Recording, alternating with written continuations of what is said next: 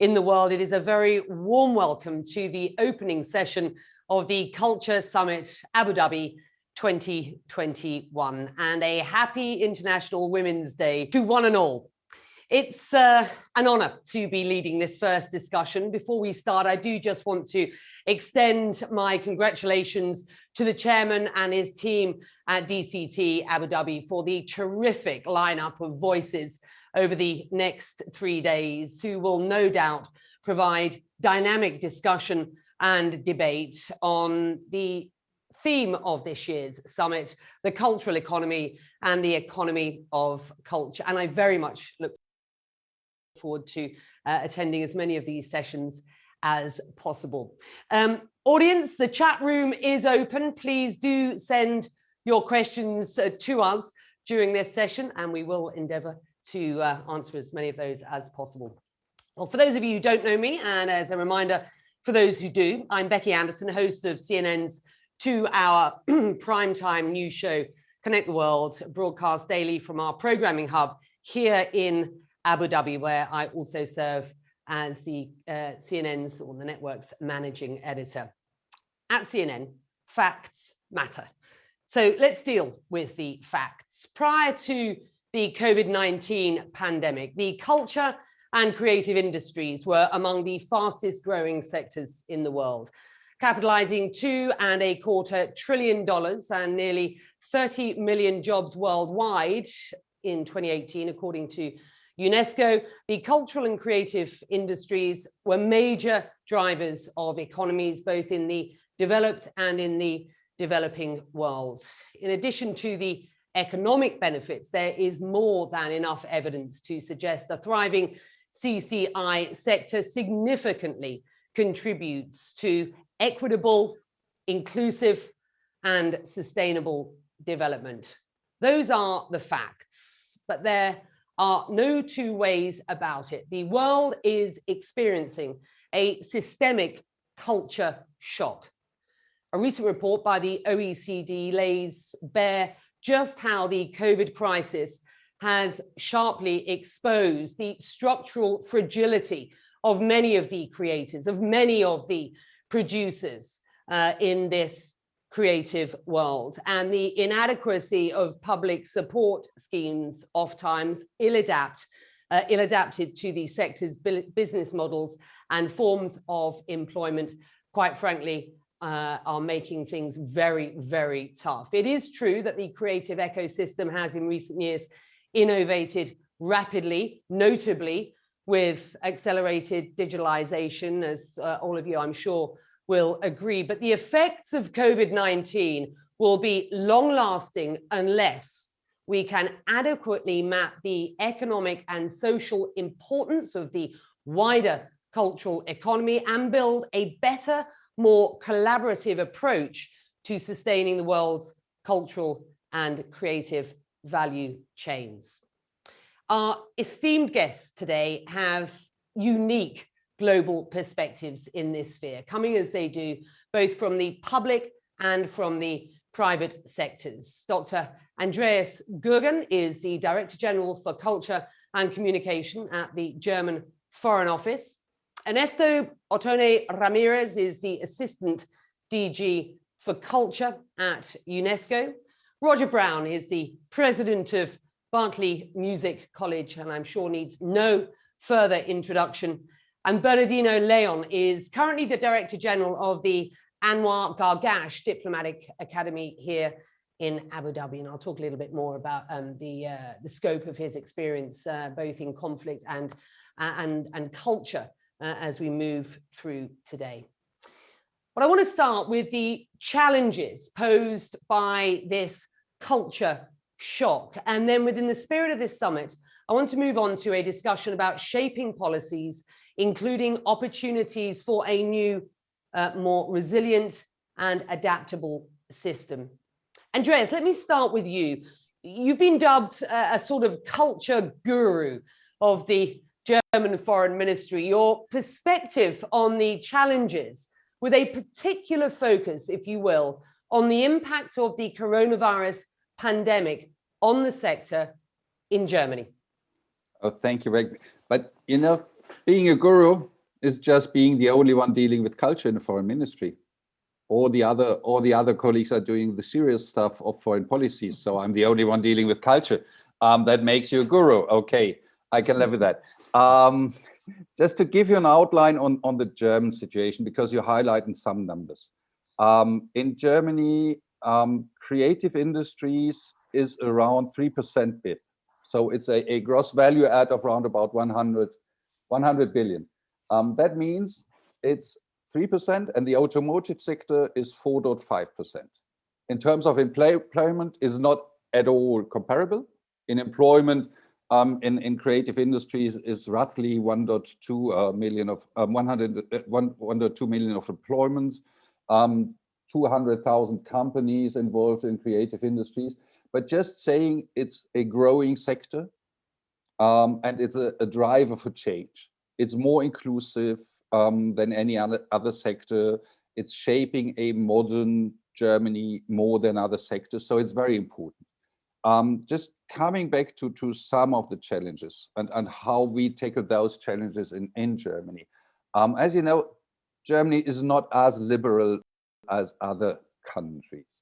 So the first reaction in Germany has been let's name it, has been tackling the security system. So the social insurance for the artists.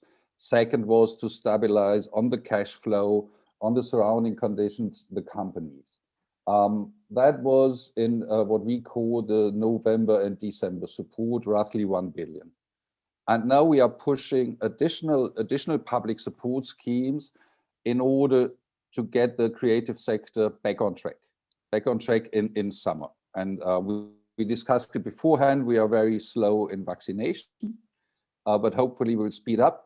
And what I see is a new market shape, not only in Germany, but also in Europe and in the co-competition between Europe and other regions in that world. And perhaps we come later on to that aspect. For that. So very clear that COVID has had an extraordinary impact on the sector in Germany. That is no surprise. That story replicated around the world, north and south, east and west. Roger, I want to come to you and just get your sort of initial thoughts, as it were, on this systemic culture shock that the world currently faces, and get your perspective through the view of the sector that you specifically work in, if you will. So yeah, thank you, Becky, and thanks everyone. Thanks to the chairman and all of our colleagues at the Department of Culture and Tourism. I'm excited to hear what others have to say as well. As you know, I think Berklee College of Music was founded to teach jazz and is really focused on music and contemporary music for film, video games, TV, as well as all sorts of styles of music around the world now. But we're unique in that we were not founded to teach Western European classical music, but to teach jazz. And that, I think, has given us a very improvisational culture. You know, famous alums like Quincy Jones and John Mayer, but one of our most famous alums is Wang Lihong, who's a Chinese superstar, or the Gangnam Style fellow Psy from South Korea, Tiwa Savage from Nigeria, Juan Luis Guerra from the Dominican Republic. So we're a school that has educated people all over the world, and we're very excited that we now have a campus in Abu Dhabi itself, as well as Valencia, Spain, New York City, and an online school. And one thing that's interesting is COVID has really hit musicians hard. Musicians were told basically, well, you can't sell CDs or vinyl records anymore, but that's okay. You can tour, you can perform live in venues, and that's how you can earn money. And that has virtually stopped. So artists have really been struggling, those especially who depended on being in front of an audience. And it's been very difficult. On the other hand, a terrestrial college has also been hit pretty hard. We had to send all of our students home, but interestingly, our online school has grown dramatically, faster than it's ever grown. So we are a little bit like what you see in the outside world. It's a good time to be Amazon. It's a bad time to run a restaurant. And we have all that kind of coexisting within Berklee. And I will say tomorrow I'm going to be interviewing one of our young famous alums, a guy named Charlie Puth, who among other things has one of the most popular YouTube videos in the world. So challenging time for artists, but the optimist in me believes that something very powerful is going to happen after COVID.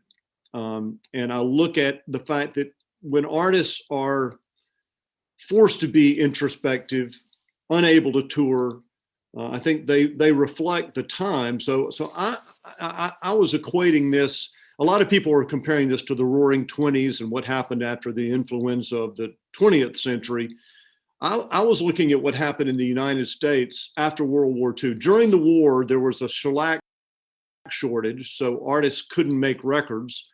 There was a strike of the American Federation of Musicians. Musicians weren't allowed to perform live. And lo and behold, in the clubs of New York City, Charlie Parker and Max Roach and Thelonious Monk and Dizzy Gillespie invented a brand new form of music called bebop that totally took over the world. And they suffered probably much worse than we have suffered in the pandemic. So I don't think we yet know what's going to happen artistically, but I'm a believer that the artists out there are formulating something very exciting for the world, and that we will feel the impact of it soon. That's a wonderfully optimistic note, and I want to get you to hold that thought as we drive into the next part of this panel, when we discuss those potential opportunities, the policy initiatives that might provide a more adaptable, more resilient, more efficient industry going forward that can and should be able to withstand future shocks should they come our way. I think the industry, like many other industries around the world, certainly the organization that I work for, found their business contingency, quite frankly, lacking somewhat. Nobody expected this to come around the corner like a steam train when it did. It would be great to see the industry, the world, public and private sector coming together to ensure that this sector has some sort of contingency for any future shocks. Ernesto, your sense of where we are at present, the systemic shock to the system wrought by COVID-19, if you will, before we move on to where we might take this industry next. Thank you, Becky. Thanks to all of you to share with us today this meaningful meeting forum. First of all, it's important to understand that it's the first time that we are confronted to a global crisis in the culture sector, I'm telling. And it has decimated the entire creative value chain. And it's the first time that we see this in all the sectors at the same time, in a different way. But what is the most important with this lockdown and social distancing is that many jobs in the culture sector were informal before, so that's not new. Freelance, many cultural professionals now find themselves on the brink of poverty in the South global, without social safety nets like unemployment benefits and health insurance. So what is in stake right now? It's how we ensure that when we are going slowly out of this crisis, we can build back better what we had. Because when we see this pandemic, how it has affected, and when you speak with the great names of music sector or film industry, they will tell you that they are affected financially, but also with inequalities that has produced and that were present, but somehow right now we are looking at it. And what we at UNESCO have tried to do is that we were only focusing on the sustainability and the 17 goals for 2030. But somehow with this crisis, we discover a new word that we were not using, and this is resilience. And the creative sector will be one of the most resilient sector that right now cannot be left and forgotten in the recovery plans. And what we see right now is that every member states are planning and offering financial support, as we heard the German example. But what we have to think is how we go out the crisis for the future, not only to try right now to save, because we are talking about not saving jobs, because right now the jobs are not existing in many sectors. But somehow, how we ensure that we will find the good tools or path to go out of this crisis.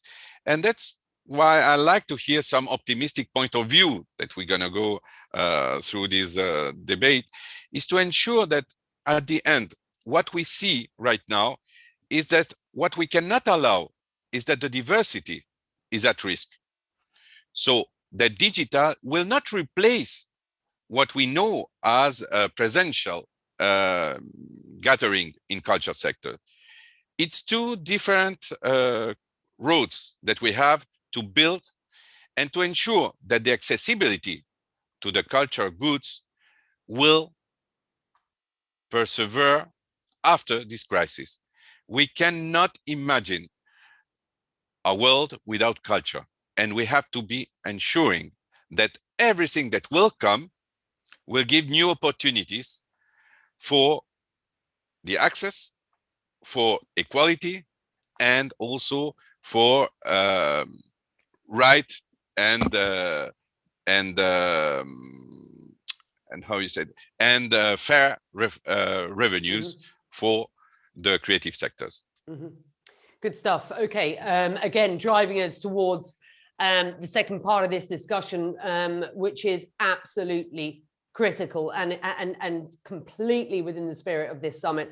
And 2 point, which is where are the opportunities for a new environment? You know, do we revert to type at this point? Does the industry go back to where it was, or does the industry accept that pre-COVID there was some work to do, more than some work to do, and where might the reflective period, albeit damaging and difficult, that COVID has thrown out, where might that take us going forward?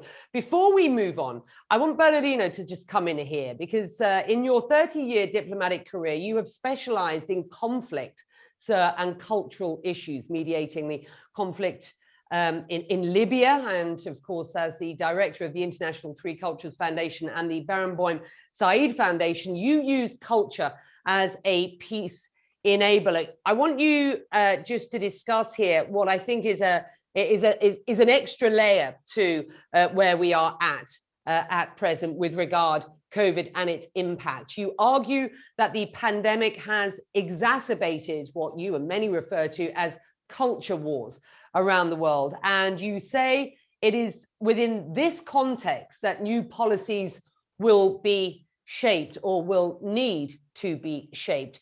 Just describe what you mean by these challenges. Provide us some context here. Thank you, Becky. Thank you, first of all, to the chairman and to the organizers for the invitation. And of course, happy Women's Day to you and to all women around the world. Now, as you said, all layers are important, and you cannot separate the concept of culture as knowledge, as something you learn or you practice, with the concept of culture as a way of life, either individual or collective. I remember when we started to work with young Israeli, Palestinian, and Arab musicians with Daniel Barenboim and Edward Said, you could not separate what was happening outside the orchestra, the arguments, sometimes the aggressive discussions between them the first week they arrived there. For many of them, the first contact with the enemy. And then the sound of the orchestra 3 weeks later was a mix of these debates, of their life experience, but also of the art and the culture they were able to produce in the rehearsals with Maestro Barenboim. So all layers are connected, and this is a time of cultural wars. I think we have not heard in the last 40 or 50 years as many times as we hear now this expression. everything is a cultural war. Liberal against fascists, supremacists against civil rights fighters, the West against the East, even within the same families, feminists against trans today, which is Women's Day. So why is this? And the reason is, in my opinion, a two-side explanation. On the one hand, we are at the end of the liberal war, and this has been exacerbated by COVID. But this is not new. Trump, the Brexit, many of these political emotional battles framed as cultural wars, as freedom, as reverting to our own values versus the others' values. So this is one very important, probably the most important one. But the other one is the impact of social media, especially social media in isolation during these times of COVID. We have access to everything. We have a window to all over the world, but through algorithms, we are reducing our world to what we want to hear, what we want to know. We're less cosmopolitan than ever. And I think it's very important to take all this into account when reflecting on the new cultural policies. I agree with Roger that the next Charlie Parker, the next Thelonious Monk, I'm sure they are there, but I would argue that we cannot simply go back to the happy 20s or the happy 50s of a time of liberation after conflict, a serious conflict. I think we need a more engaged art. And I would suggest 4 ideas at this introductory intervention. One is that we need a new cosmopolitism, not a Western influenced cosmopolitism, but a more global and open cosmopolitism to influence in a positive and open way social media. We need a more equalitarian access to culture. Whatever new policies, new creative policies have to take into account that 50% of the world have serious difficulties, not only to access digital, but even to eat. And the pandemic has exacerbated also that.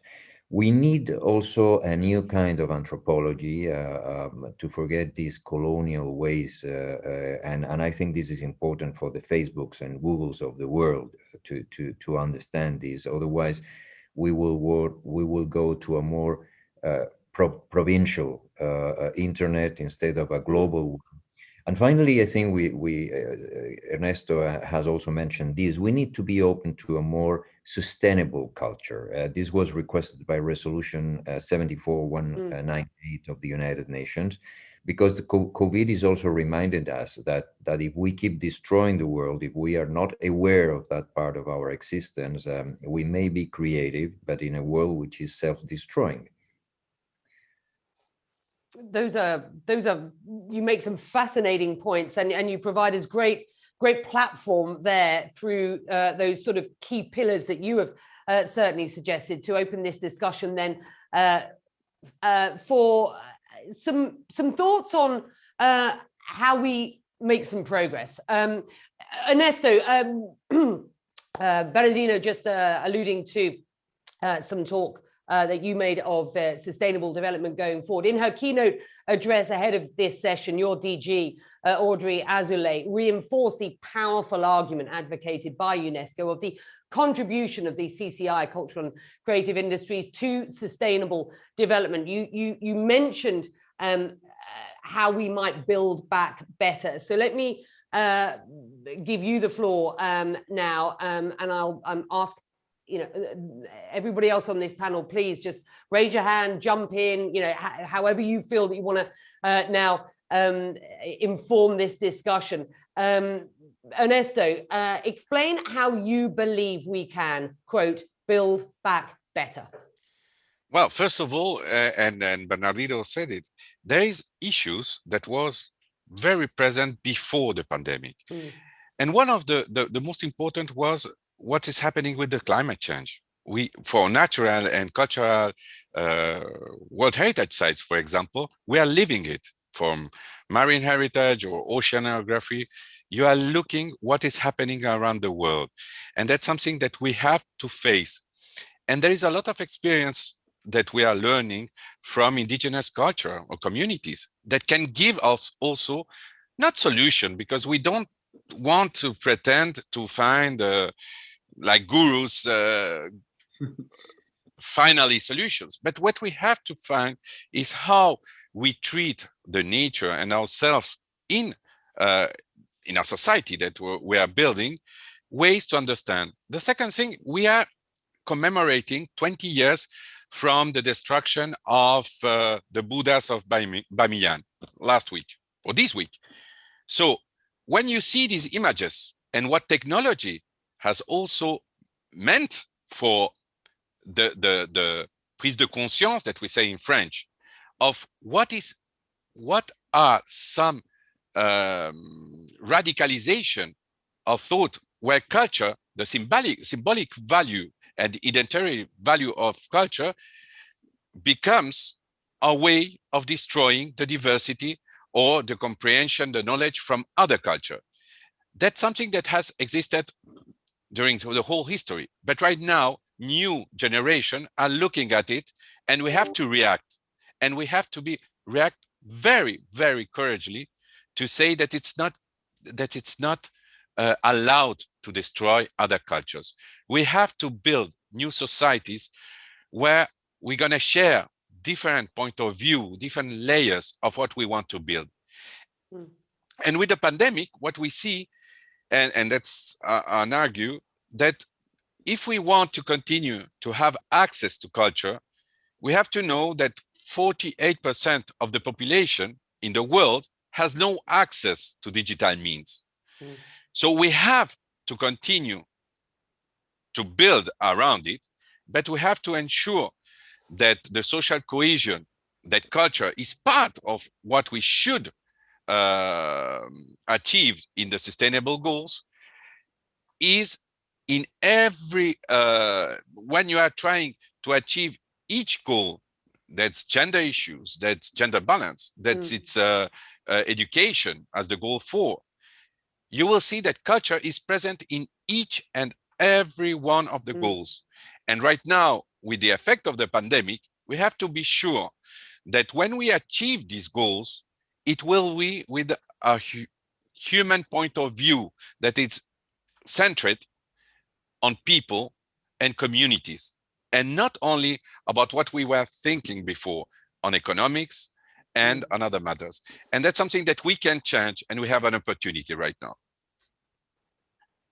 Roger, I was struck by the evidence of a report commissioned some time ago, way before COVID-19, by the CISAC, the Confederation of Authors and Composers Societies, which mapped the macroeconomy of creative industries around the world. What it revealed, and this was back in 2015, as far as I remember, was the great divide between global north and south. To quote the report, and I've got it here, in developed economies, creative industries thrive because of a legal framework protecting the rights of creators, allowing for industries to be built from the works of thousands of creators. This is a situation that does not apply in many developing countries. The cultures in these countries no less richer, yet the creators themselves are often poor and struggle to make a living from their creativity and contribute to the domestic economy. I just wonder, off the back of what Ernesto was just discussing, I wonder whether this underscores the importance of providing the creative community with strong legal apparatus to protect rights and allow for fair remuneration. I mean, clearly when we take a look at that map, and I know that Ernesto's got other thoughts about the lack of data as we start looking at, the provision of policy going forward, there is quite literally a lack of data. But this global mapping of the macroeconomy, I thought was fascinating in and of itself. Roger. Well, I think it's a good point. I think if you see it from the point of view of the nation that is receiving the art and culture from a hegemonic industry, the way the music industry has been largely centered around the US, the UK, English-speaking countries, there's very little incentive to protect copyright because no one in your country owns the copyright. You're not so worried about how Taylor Swift or Beyonce are faring. Whereas if you have an indigenous industry with indigenous streaming companies and indigenous record labels, then suddenly rights and copyright become more important. We've seen that happen in China and India. So I think that there are positive developments on that front, and I think regional or more localized streaming is in the music industry is actually helping that. India has dramatically strengthened its copyright protections, as has China. So I think the comment about this new kind of cosmopolitanism or trying to decolonize the way we see the arts and culture is a very powerful one, and could give people more of a stake in what they create. I do think it's an evolution. But I was reflecting yesterday on the fact that the preeminent display of American gladiatorial activity, the Super Bowl, the headline performer was The Weeknd, who is an Ethiopian refugee to Canada. So the beautiful thing about culture is if you give people the chance to express themselves, you end up with cultural expressions from all over the world, and immigrants who've moved from one place to another can have a really powerful voice. And who would have guessed that an Ethiopian Canadian would be performing at this sort of quintessential American event? So I do think culture can be such a powerful force. And I assume at some point we'll bring this to Abu Dhabi, but when you concentrate talent from all around the world in one place, and you have the multiculturalism that you see in Abu Dhabi, all those cultural musical traditions coming together, and you give people venues and opportunities to perform or share their art, very powerful things can happen. No, and we absolutely will. We will sort of drill down to the region where, because it's clear ahead of COVID-19, this was a region which was absolutely on the move. When we say that the creative and cultural sort of industries provide such grist for the sort of world economy in the Middle East region, it is the growth is something like 10%. Annually. So this is a region where things are on the move, and it is so important going forward that policy reflect what is a post-COVID environment, reflect on where the issues have been during this pandemic, and what we might have as a sort of ballpark going forward. Before we get to that kind of drill down to a certain extent, Andreas, I want to bring you in here. Thoughts on what we've just heard and where we might go next? Yeah, just let me jump in on what Roger presented to us. So first, I think, there will be a tremendous work to do on the value chains. So the revenue stream coming out of the copyright, and I see more and more international cooperation on that question, right, as Roger said. And that will tremendously change also the market. Second aspect, referring to that, is what happened last week in Australia. So the moves Facebook and Google are doing together with the medias. And the third aspect is what you see right down in Abu Dhabi is investment in cultural infrastructure. From the moment on you invest into that cultural infrastructure, you provide access, you attract talents, and you develop a country or a region. So this is on the first point on the value chain. And then there are, from my point of view, there are two major challenges which got tremendously accelerated, and this is diversity and sustainability. We can not longer stock to cultural policies referring to the export of products or services, because this is bringing harm to sustainability and to diversity.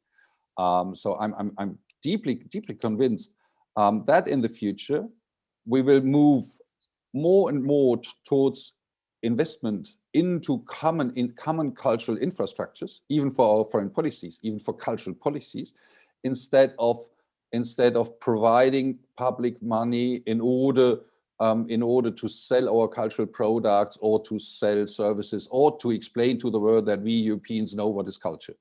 Yeah, go for it. You're on mute, Becky. Becky, you're on mute. difficult to interrupt me if you're on mute. My goodness, I'm supposed to be the professional at these things. I've done enough of them. But it was a really good part. My hands were flying in the air there because I really wanted to pick up on what you were saying, which unfortunately was on mute. What role the ministry going forward? What role the public sector? What role the private sector in shaping the infrastructure? And I'm not talking about the physical infrastructure. I'm talking about the infrastructure for this entire value chain. Andreas, and I know Ernesto is going to pick up on this, but Andreas. Just two elements. There is no single solution. It's a tension. It's a tension. There is a basic tension between state and market. And in the European model, we are deeply convinced that pushing a bit down the market aspects and accepting that it's a less liberal economy than an only market-based economy. We do our best in order to make the customer to bringing to a citizen, to making engage in a society. But there are different models, and you have to deal with that tension. And the second tension is between what we call a nation and what Bernardino called a cosmopolitanism. So that this is also a tension to be dealt with, because culture is an identity marker. So there is a need for culture as an identity marker, and in the same time, as I told you, diversity is the upcoming challenge for the 21st century. So where we are going to is to a concept of beauty of diversity. Either we achieve a concept of beauty of diversity, either we cannot find the right arguments against those who identify culture with homogeneity. Ernesto. Yes, what I wanted to jump is, remember that the last two conventions that was somehow ratified by more than 140 and 141 member states were the 2003 convention and 2005. The intangible cultural heritage, that's something that nobody spoke 30 years ago, and the diversity of expressions. And I agree with Andrea. It will be both, most of the important. And when we see 2 years or 3 years ago, when we achieved to inscribe one element of intangible from both Korea, the serum, I remember, it's called the serum, it's a fight sport, they were able to sit together to inscribe a transboundary element. That's the power that has the symbolic point of view of culture. So I'm completely agree. There is tension. Culture is always tension. But somehow what we are struggling right now is how we ensure that inequality try to go down, that we ensure that diversity is at the higher level of exchanges. And third, how we do, and you said it, Becky, you have to try to do the whole picture in a holistic point of view. So when we are talking about creative economy, that's something that has to struggle also with World Heritage sites.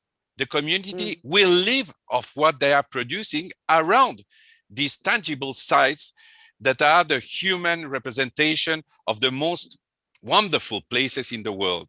And only one example, this weekend, we had the Pope that went to Mosul, to Iraq, where we are rebuilding and reshaping Al-Nouri Mosque and the other churches. The symbolic point of view, what happened this weekend is great for these intercultural aspects of getting together in a community that were destroyed during more than 4 years. So it's so important to understand that we are looking at the greatest moment of our history to try to reshape and to build back better, not only physically, but also in the spirit of what we are doing. Fascinating. We're getting quite a lot of questions in. Roger, and do you want to just pick up on anything that's just been said, or will I throw you a couple of questions at this point? Your call. You're in charge here. I'm in charge. All right. Here come the questions, Roger. And I don't have the names. Apologies to those of you who are sending these in. I'm just getting them filtered from the organizers, and I haven't got the names. So question for Roger. Is it really challenging for the artists to evolve from touring to engaging with the digital online audience? Is it time to revalue the worth of musicians due to this? And kindly also consider shedding some light on Western influence into Africa's creative industry sector. What are the drivers and the implications? A couple of slightly different questions there, but I do want to get in some of the questions. I don't want them to push us off our kind of chosen track. But Roger, if you will. Well, you know, I think one of the other panelists mentioned that artists and musicians are often freelance, often moving from one project to the next, from one gig to the next. And in some ways, musicians have always been the canary in the coal mine, have been way ahead of the gig economy is imposing itself on lots of people now, but musicians are used to it. I do think that many of the mechanisms that governments use to support people in hard times, like unemployment insurance in the US, don't really work for artists and musicians. So maybe this is a time to rethink how we support people in a pandemic or a crisis so that we can value the work that artists do.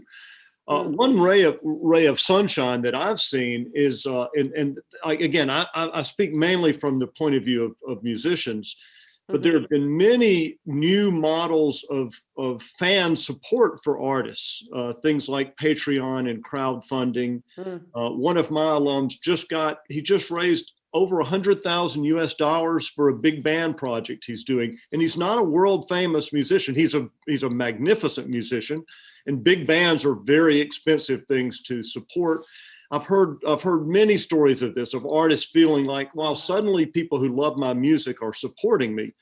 But if you're a young artist who never got to the point of building that support, you don't have that option. And so we've really seen the young emerging artists struggle the most, much in the same way of that inequality I was referring to between, say, a big tech company and someone who provides a service like a cafe or something. One thing, you know, I lived for 2 years in the Sudan and a year in Kenya, and I'm a big fan of African music. And if I were going to make a prediction about the next 20 years, I think African music will have an explosion in the world the way reggae did several decades ago. I think that there is so much amazing music on the continent of Africa. It's so varied, it's so diverse. You know, much of the rhythmic material that we use around the world in every form of music, from K-pop to jazz, comes from Africa. So I feel like there's going to be an amazing emergence as we, through digital tools, have access to these great musicians. And again, if we can find a way to at least get them partially rewarded for what they create, it could be fantastic for the continent of Africa as well. Super. We promised that we would drill down slightly, and this is the opportunity that I just want to take here to bring Bernardino in again, because this region, particularly the UAE, very active in the culture and creative fields. As a close observer, Bernardino, what added value do you believe this country, this region can provide? Well, it's a great question, Becky, because for people like you and me who came to this country expecting an oil economy, an oil-driven economy, or maybe trade or real estate, is quite shocking to see how they are investing in cultural policy and infrastructure. And I think Andreas, when he said before, the investment on infrastructure is very important. And what we have heard from all of them, the importance of government, as is the case of Andreas, or educational institutions, as is the case from Roger, or international organizations, as is the case of Ernesto, as enablers.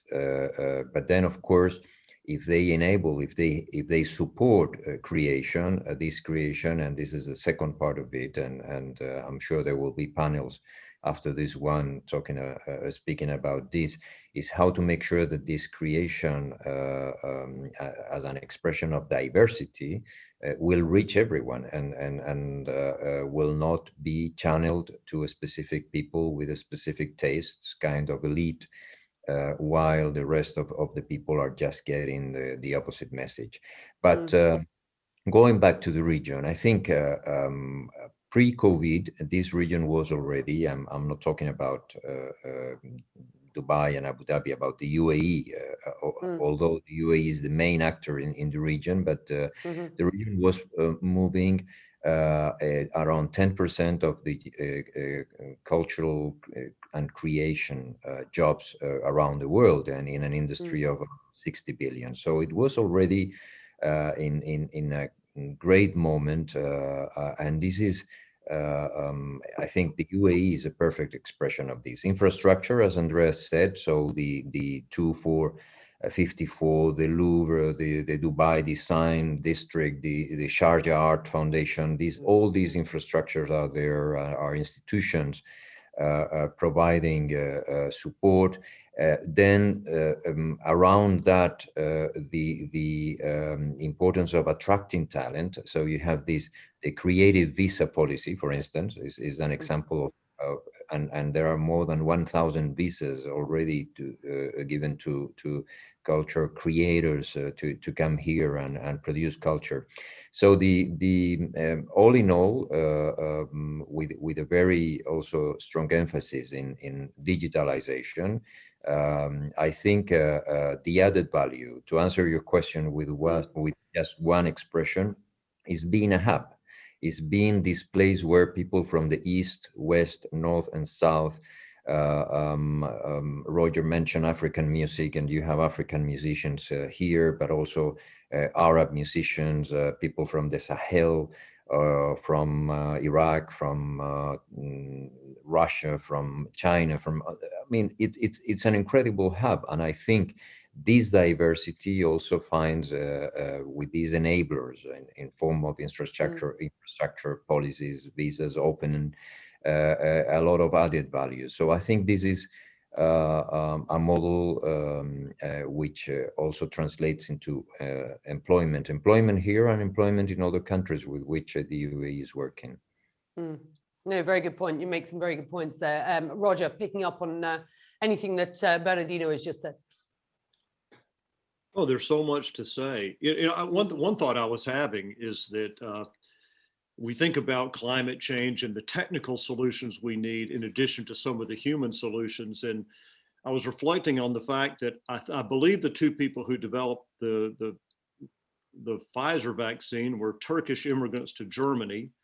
And the people who developed the Moderna vaccine were a Lebanese, Armenian, and a Frenchman. So in the US, right here in Cambridge, Massachusetts. So the power of liberating people to do their best work wherever they are, wherever they wind up, seems like a very important one. And I think I am such an enthusiast for the role that Abu Dhabi could play in this, for some of the reasons I've said before. But I also think because of the populations coming together in Abu Dhabi from all these different countries that have rich musical traditions, because of the ability to create the infrastructure for recording studios and dissemination of those musical forms, what you've done with the Louvre in terms of visual art. And then I know that the DCT has been working more at the grassroots level, because I guess if there's any one observation I have, and it's always risky to generalize about the US for any other part of the world, but we have powerful culture, not because of a ministry of culture, not because of public investment, but we have created the conditions for artists to be creative people. So my advice to governments is always, don't focus on the creative process itself, focus on attracting creative people and giving them the tools to create where they are. And so what I see happening is creating those conditions where a young musician from Sudan or from Bangalore is living in Abu Dhabi and can reflect what they're experiencing through their music or through their art. And so to that extent, I do think post-COVID, Abu Dhabi has this amazing opportunity to be that concentrator of talent and that enabler of dissemination of the arts. Yeah, the government here clearly for some time has understood the socio-economic benefit and value of the creative and cultural sector.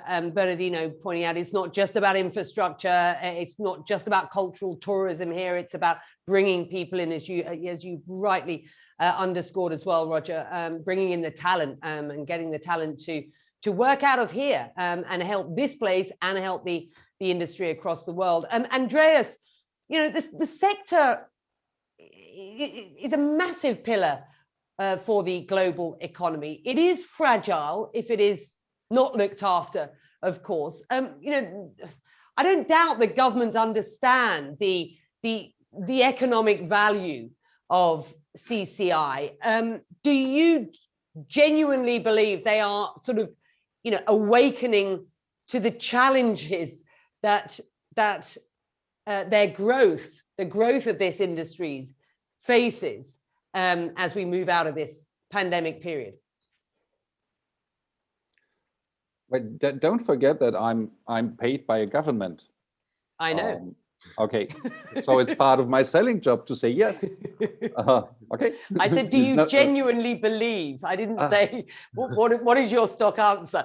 Yeah, but as a public servant, you're also sales agent to your policies. So yes, I'm genuinely convinced. I do believe that the governments have understood the challenges of the creative industries and how they should tackle it. Still, Roger is right. Not everything will be done by a government or by a state organization. And so what we should do is attract, as Roger said, attract people.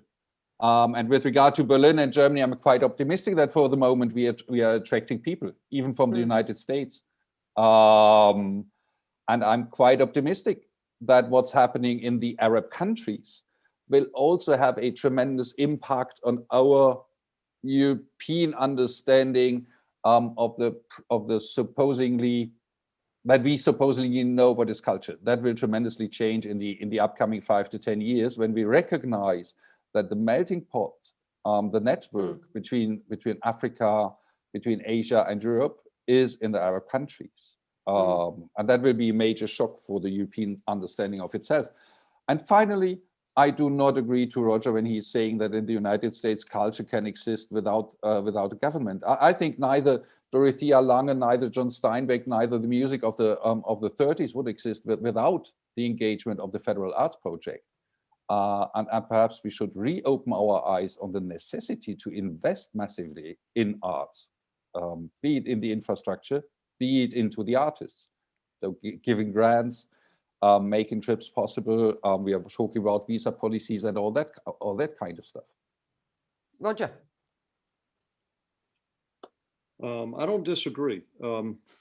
I wanted to just say, sort of give a shout out to the two people working for Berklee in Abu Dhabi, Mesa Kara. If any of you saw the movie American Hustle, there was a beautiful moment where the American pop song White Rabbit was sung in Arabic. That was Mesa.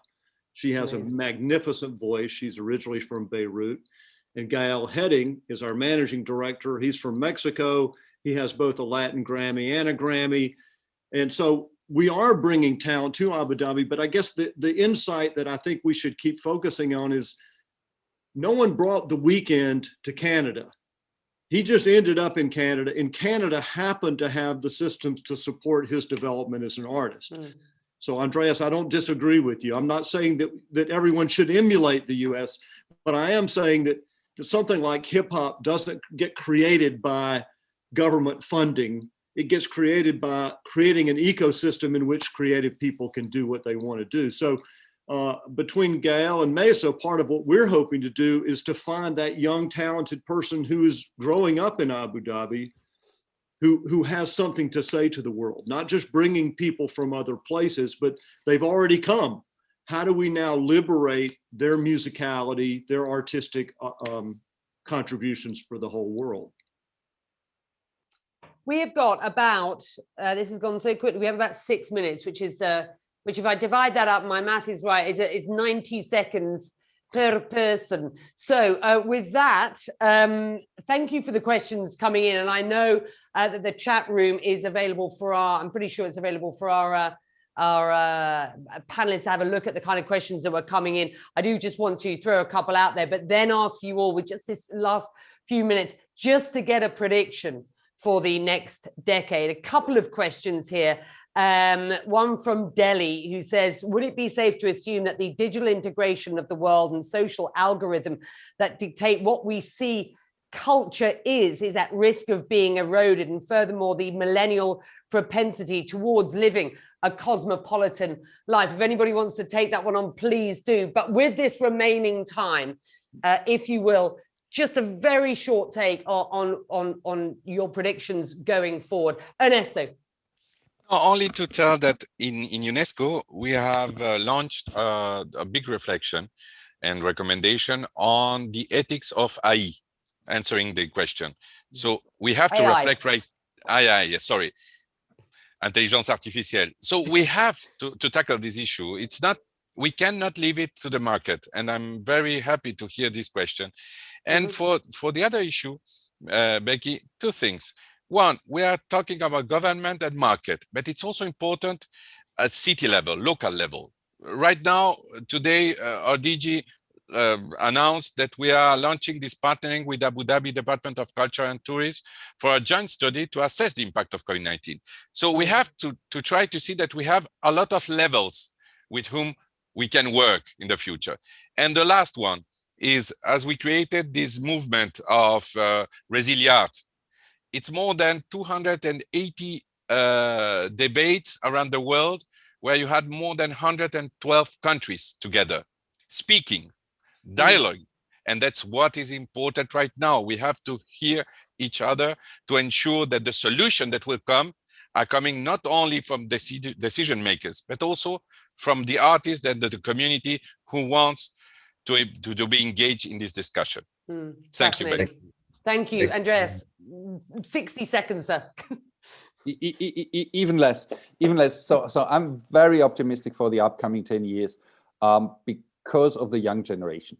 I think we will be the last panel in the 2020s on a Women's Day with 4 men. Good. And so two points to that. First is we will see the emerging of important horizontal international players. So we are trained to think in a pyramidal structure between a society and a government or state. And that will completely erode, or it will more and more erode through the economic sector, through major players in the economic sectors, to what the universities and the academic sector is doing, to what we see on the level of civil society associations and foundations, and perhaps the multilateral organizations will reinforce their role to be independent, horizontal, international players, and that will give more freedom to the development of creativity and arts. And that's why I'm so optimistic. Some great points there. Bernardino. I would say that going back to the question we got from Delhi, that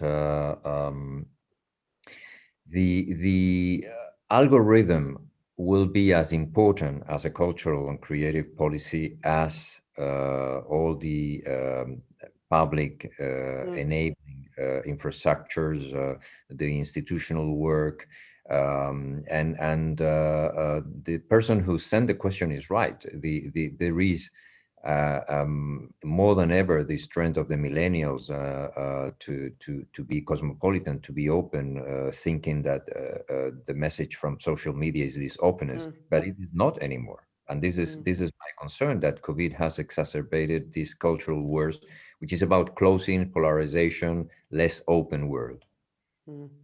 Roger. Well, let me go granular. Last time I was in Abu Dhabi, it was a little over a year ago, we found this magnificent Syrian restaurant that we ate at. I hope it survived. It was fantastic. And we found it in part because the nephew of the founder had gone to our Valencia campus. He's a fantastic Syrian hand percussionist.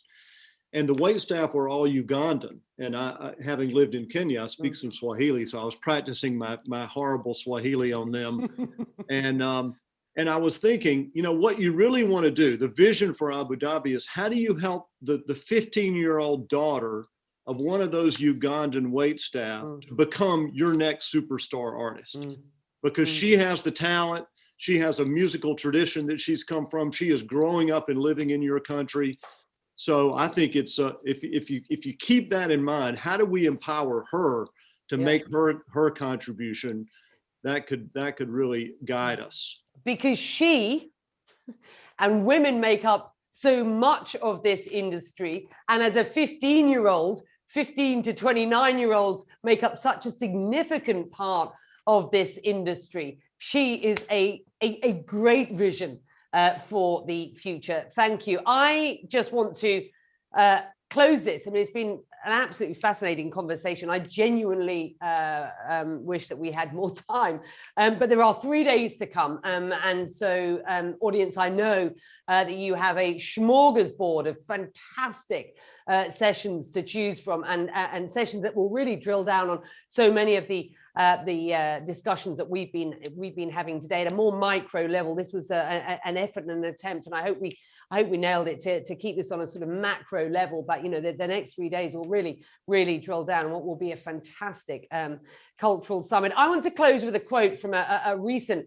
Forbes magazine article, which was focusing on cultural trends that will likely shape the next decade. And I quote the article here: "For young people growing up during a global pandemic," the author wrote, "the future is a blank canvas to create new possibilities, an opportunity to address some of the most important challenges facing humanity, such as climate crisis, eradicating poverty and racial inequality. We have a generational opportunity to use the power of creativity to create a better world. But true innovation requires extreme optimism. That means not getting in the way with pre-pandemic mental modes. A new creative renaissance is around the corner, but only if we let it in." With that note, I thank my panelists so much for what has been a really enlightening conversation. Lots of fun. Thank you. And to the audience, I do hope you enjoy what will be, as I say, a packed next 3 days. To the organizers, once again, thank you very much for including me and those on my panel today. And with that, we hand you back.